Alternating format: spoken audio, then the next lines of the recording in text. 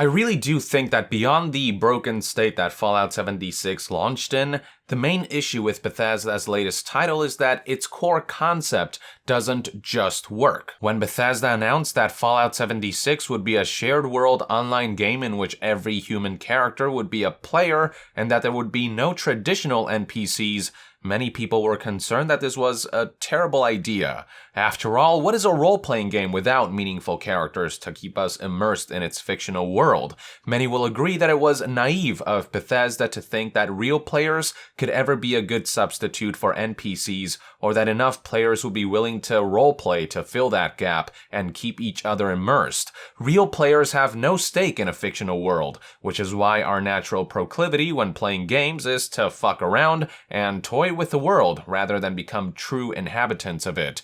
Because we know from a meta level that it's not real, none of it is, whereas fictional characters are 100% part of that world, and within its confines, their stories, their troubles, their triumphs, their woes, their lives are real, and to make them seem as real as possible for the players as well, developers will ensure their character models, their animations, their behavior, and their performance are as genuine, immersive, and high quality as possible.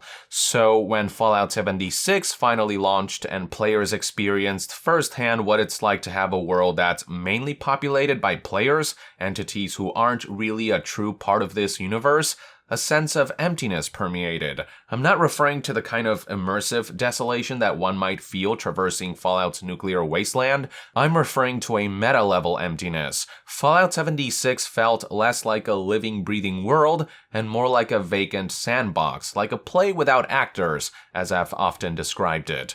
Which is why it wasn't long after the game launched that many players wished Bethesda would have taken inspiration from something like Borderlands and gone for a more traditional Fallout game while thoughtfully implementing optional co-op. Now, there is some good news in that modders are working towards offering the next best thing. If you're among those wishing for a traditional Bethesda game with optional co-op layered on top, you might want to keep a close eye on a project called Skyrim Together. The following information comes from the project's official subreddit, which details exactly what players can expect from this ambitious mod that aims to add online co-op to Skyrim. In this FAQ thread, there's a brief synopsis of what exactly Skyrim Together is, which reads as follows. We aim to develop a true Skyrim multiplayer experience that aims to bring online multiplayer for the players. Our focus is to create a co-op experience for about 2 to 8 players with your friends, not an MMO. Our current goal is to create a bug-free experience in where Skyrim can be played start to end without any major alterations to the vanilla experience. You will be able to play with other mods as well. The thread then proceeds to discuss a potential release date, though unfortunately, there is currently no estimation as to when the mod will launch. They gave a couple release windows months prior, but they went unfulfilled, so they decided that it will be ready when it's ready. Even so, the reason this mod has been gaining so much attention as of late is because it has reached a major checkpoint. 4 days ago, on January 11th, 2019, the developers of this mod released an official announcement providing details of an upcoming closed beta. The post reads as follows. Yup, it's finally happening. Soon we'll be opening the doors for our loyal Patreons for a temporary closed beta. Don't fear, this will shortly be available for all. This period will be used to measure traffic, any emergency fixes, and stability. The smoother this runs, the faster we'll have it out for you guys. I want to firstly explicitly say that this will be a short closed beta. The intention is to release it publicly shortly after. We currently have no release date of either the closed or open beta. The open will be announced potentially a week or 2 after the closed. The post then details how a handful of features that are planned for the final release will be disabled for the beta due to potential bugs and crashes, particularly these 4, but everything else will be maintained. The post also clarifies that while the current cap is 8-player co-op, there is potential for the simultaneous number of players in a session to increase down the line once they work out all the kinks with a max of 8 players. Now, if you're wondering what this all looks like in action, if you go to the official Skyrim Together YouTube channel, it's possible to find some developer videos showing off this project running. While some of the animation syncing can look a bit iffy here and there, I must say, this looks pretty damn impressive for a fan mod, and its quality is only bound to improve over the months as the development team keeps working at it. Hell, Skyrim Together is seemingly far along enough that the developers now feel comfortable hosting a closed beta, with an open beta soon to follow. So that can only mean that the project is pretty far along, and with the valuable data and feedback they're bound to collect from these test sessions, they'll be able to make further improvements up until they're ready to launch version 1.0, whenever that may be. Overall, I'm pretty excited to see this project come to fruition, as it will essentially offer the experience that many feel Bethesda should have gone for with Fallout 76.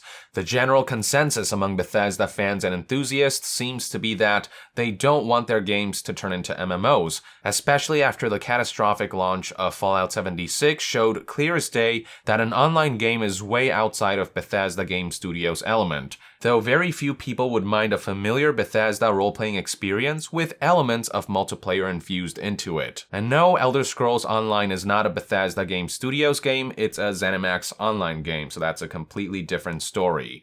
Now, speaking of Fallout, for those wondering whether we can expect a similar treatment for Fallout 4, the Skyrim Together team answered this question in their FAQ, stating the following: "We currently have no intentions as of now to develop multiplayer for other games. Let's finish up Skyrim first."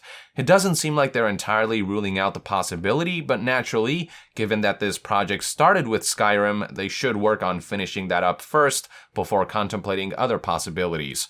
Who knows, maybe once they optimize and stabilize Skyrim Together to their satisfaction, they'll be able to use that knowledge and experience to implement a similar feature to Fallout 4 at a much faster pace, especially since both games use the same game engine exoskeleton. Then again, there are enough differences between Skyrim and Fallout 4's gameplay that porting online into the latter probably won't be as easy as copying and pasting previous work, and will probably present its own set of challenges. But we'll cross that bridge when we get there. For now, if you feel disillusioned by Bethesda's inability to deliver a proper co-op role-playing experience, if you feel as though Fallout 76 was a major missed opportunity on that front, I'd keep a close eye on Skyrim Together, especially now as it's seemingly nearing the final stages of development, with a closed and open beta looming on the horizon. One thing to keep in mind, however, is that if you're a console player and are interested in checking this mod out, you'll be out of luck, as this excerpt from the FAQ reads, quote, "We cannot make this mod available for console unless we get access to the source code." So unfortunately, there are certain restrictions outside of the development team's control, preventing them from releasing the mod outside of PC, which kinda sucks, but nothing can be done. Anyway, while we wait for the open beta, I'd love to hear what your take is on this fan project in the comments below. With that, I would like to end this news update. Thank you for tuning in. To be further updated on all things gaming news, reviews, and discussions, stay tuned right here on Young Yeah. I'll see you guys next time. Young out.